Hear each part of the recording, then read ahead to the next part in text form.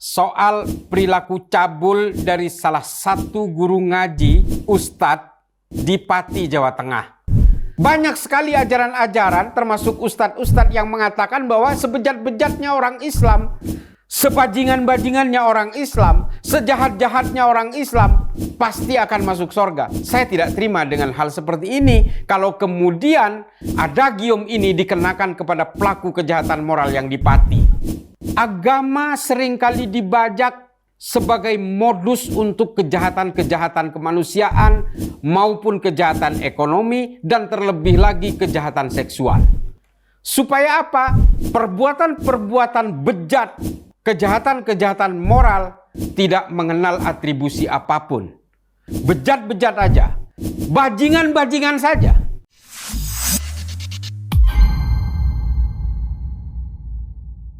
Assalamualaikum warahmatullahi wabarakatuh. Selamat berjumpa kembali dengan saya Islah Bahrawi dalam acara Berani Berbicara dengan Hati Nurani. Kali ini kita akan membahas soal perilaku cabul dari salah satu guru ngaji, Ustadz di Pati, Jawa Tengah.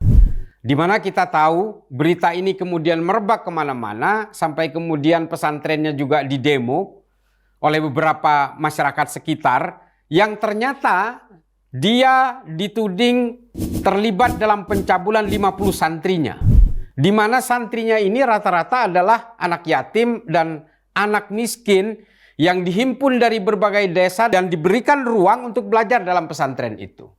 Nah, persoalannya adalah Ustadz ini kemudian melakukan pencabulan 2 orang dalam sehari, berturut-turut dan berlangsung lama. Lagi-lagi kemudian ini membuat kita terperangah. Satu hal yang harus kita ingat, saya sering kali mengatakan ini dalam acara yang sama ini, di dalam Berani ini, bahwa agama seringkali dibajak sebagai modus untuk kejahatan-kejahatan kemanusiaan maupun kejahatan ekonomi dan terlebih lagi kejahatan seksual. Supaya apa? Supaya korbannya mudah dihipnotis. Untuk menggunakan agama, orang-orang seringkali menjadikannya sebagai alat hipnotis, sebagai gendam untuk membohongi orang-orang yang hendak dikorbankan atau hendak ditipunya. Ini seringkali terjadi. Dan banyak sekali, termasuk juga dalam gerakan-gerakan terorisme misalnya, dia selalu menggunakan atribusi agama untuk melakukan pembunuhan-pembunuhan kepada orang yang dianggap berbeda. Dan ini sering juga terjadi. Semua kejahatan atas nama agama tujuannya adalah supaya terlihat terhormat.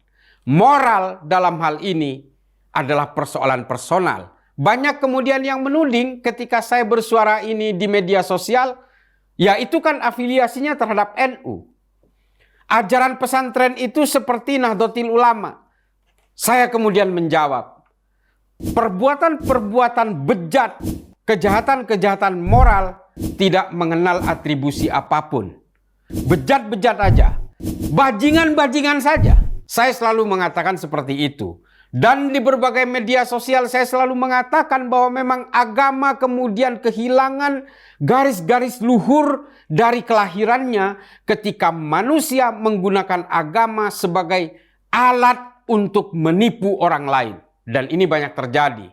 Kita tahu penipuan-penipuan kampung syariah, penipuan biro umroh, biro haji dan seterusnya. Ini seringkali terjadi. Kenapa? Seolah-olah kalau atas nama agama, perbuatan itu pasti luhur, jujur dan amanah. Padahal pelakunya adalah manusia biasa. Kita tidak akan mencurigai pekerjaan-pekerjaan apapun yang mengatasnamakan agama. Tentu saja tidak.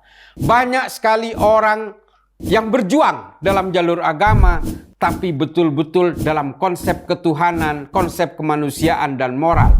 Tapi pada akhirnya adalah timbul kejahatan-kejahatan seperti yang terjadi di Pati dan juga pernah terjadi di Jawa Barat.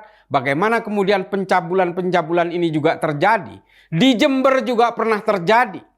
Kejadian-kejadian seperti ini memang dibutuhkan kesadaran kita bersama bahwa ajaran agama tidak boleh dibawa dalam ruang-ruang kecemaran seperti ini. Ruang-ruang amoral seperti ini. Kalau kita mau berbicara tentang agama, Tidak ada agama yang memberikan ruang terhadap pembenaran pelanggaran moral maupun kejahatan-kejahatan kemanusiaan seperti ini.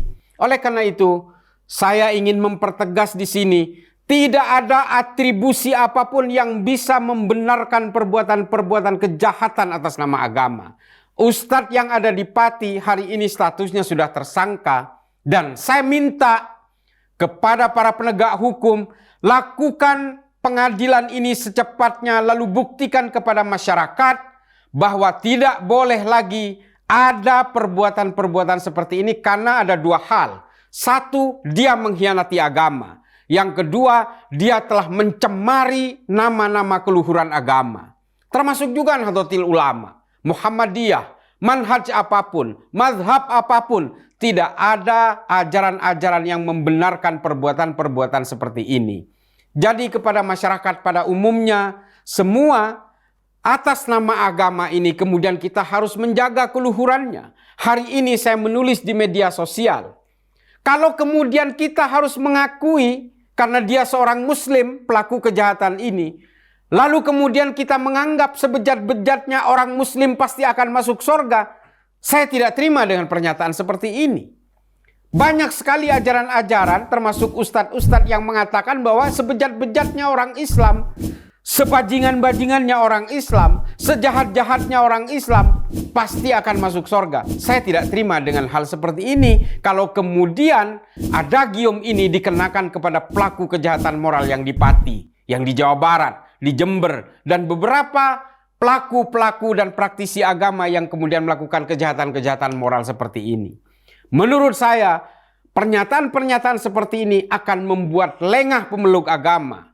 Terutama dalam Islam, seolah-olah silahkan orang Islam berbuat kejahatan apapun, karena nantinya akan masuk surga juga. Sehingga apa? Kita lengah dalam mengawal perbuatan-perbuatan moral, terutama kepada para praktisi keagamaan seperti yang ada di Pati ini. Oleh karena itu, saya kemudian membuat satu pernyataan di media sosial hari ini. Dalam thread, saya mengatakan bahwa saya lebih baik meminta kepada Allah untuk memasukkan surga para pelaku kemanusiaan meskipun dia bukan orang Islam. Seperti Bunda Teresa atau seperti pelaku kemanusiaan di Gaza yang bukan orang Islam tapi dia ditembaki oleh tentara Israel dan seterusnya. Saya lebih baik memohonkan mereka yang masuk surga daripada saya memohonkan masuk surga orang-orang yang telah mengkhianati agama seperti yang terjadi di Pati ini. Oleh karena itu, marilah kita bangun moral ini bukan karena hegemoni keagamaan, tapi karena penilaian kita terhadap kebejatan-kebejatan moral atas nama agama yang menjadikan agama sebagai modus-modus penipuan, modus-modus kejahatan seperti yang terjadi selama ini yang dilakukan oleh para praktisi keagamaan. Ini juga tidak terjadi dalam Islam, ini juga terjadi di agama lain. Pencabulan-pencabulan seperti ini juga menghinggapi berbagai praktisi keagamaan di agama lainnya. Oleh karena itu, kesadaran kita dalam beragama bukan hanya dalam konteks hegemoni penghakiman yang seolah-olah kalau agamanya sama kemudian kita bela. Tidak. Di Pati ini meskipun dikatakan berulang kali bahwa pondok pesantrennya terafiliasi dengan ajaran Nahdliyin, saya tetap menghujat mereka. Apapun atribusinya. Oleh karena itu, saya sungguh tidak terima. Marilah kita berbuat adil dari dalam diri kita. Orang yang bejat seperti ini, orang yang mencabuli santrinya, kemudian dia juga menganiaya secara moral terhadap anak miskin dan anak yatim seperti ini.